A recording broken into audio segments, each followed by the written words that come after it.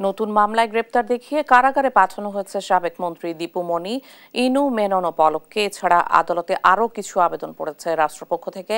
সবকিছু নিয়ে বিস্তারিত জানতে সরাসরি যুক্ত হব সহকর্মী সাবরিনা মজুমদারের সঙ্গে। সাবরিনা, আজ আদালতে কি কি মামলার শুনানি হলো, আমাদের বিস্তারিত জানাবেন। ইশিকা, আপনি যেমনটি জানেন যে 5ই আগস্টের পর কিন্তু বিভিন্ন মামলায় আসলে গ্রেফতার দেখানো হয়েছে আওয়ামী লীগের নেতাকর্মীদের। তো আজকে আমরা যেটি জানতে পেরেছি যে রামপুরা হাতিরঝিল শাহবাগ থানার নতুন মামলায় গ্রেফতার দেখানো হয়েছে। কারাগারে পাঠানোর নির্দেশ দিয়েছেন দীপু মনিকে, হাসানুল হক ইনু, রাশেদ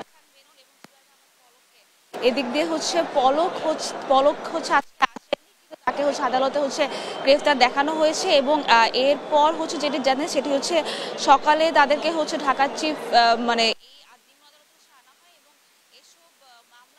কর্মকর্তারা যারা আছেন তারা তাদের শোন অ্যারেস্টের আবেদন করেন। এবং এর মধ্যে হাতিরঝিল থানায় 2018 সালে বিএনপি চেয়ারপারসন বেগম খালেদা জিয়ার গাড়ি বহরে মামলা, হত্যা চেষ্টা মামলায় হাসানুল হক ইনু, রাশেদ খান মেননকে গ্রেফতার দেখানোর আবেদন করা হয়। এছাড়া জুলাই গণ অভ্যুত্থানে রামপুরায় হত্যা মামলায় হাসানুল হক ইনুকে এবং শাহবাগ থানার হত্যা মামলায় দীপু মনি, জুনায়েদ আহমেদ পলককে গ্রেফতার দেখানোর আবেদন করা হয়। এবং পরে যে মেট্রোপলিটন ম্যাজিস্ট্রেট মোহাম্মদ ইমরান আহমেদের আদালতে নতুন মামলায় তাদেরকে গ্রেফতার দেখিয়ে কারাগারে পাঠানোর নির্দেশ দেন। এবং এদিক দিয়ে আমরা রাষ্ট্রপক্ষের আইনজীবীর সাথে কথা বলি এবং রাষ্ট্রপক্ষের আইনজীবীরা জানান যে জুলাই আগস্ট গণহত্যায় প্রত্যক্ষ পরোক্ষভাবে তাদের মদত রয়েছে। এজন্যই তাদেরকে বিভিন্ন মামলায় দীপু মনি, হাসানুল হক ইনু, রাশেদ খান মেনন এবং জুনায়েদ আহমেদ পলক এছাড়াও কিন্তু রিমান্ডে ছিলেন।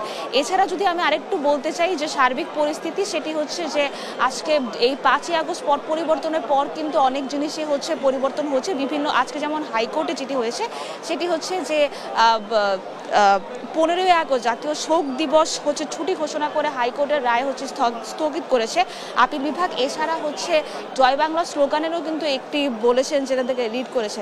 তো এই ছিল সর্বশেষ খবর ইশিকা, নিম্ন আদালত থেকে, হাইকোর্ট থেকে।